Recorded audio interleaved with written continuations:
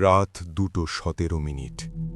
রাশেদ হঠাৎ ঘুম থেকে উঠল, কারণ তার ফোন বাজছে। অজানা নাম্বার। সে রিসিভ করল।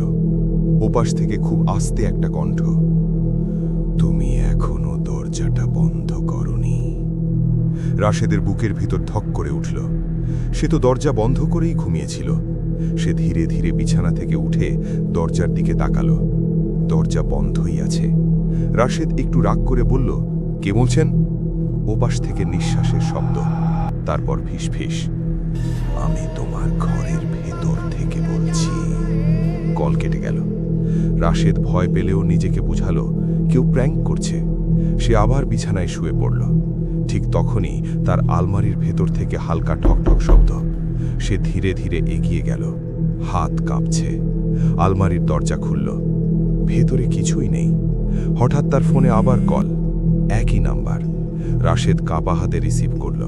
ওপাশ থেকে এবার হাসির শব্দ, ধীরে ধীরে বিকৃত হয়ে উঠছে। তুমি আলমারি খুলেছ, এখন পেছনে তাকাও। রাশেদের শরীর জমে গেল। ধীরে ধীরে সে পেছনে তাকালো। বিছানার ওপর তারই মতো আরেকটা রাশেদ বসে আছে, মুখে অস্বাভাবিক হাসি। তারপর লাইট বন্ধ, চিৎকার। পরদিন সকালে প্রতিবেশীরা দরজা ভেঙে ঢুকে দেখে রাশেদ বিছানায় মৃত।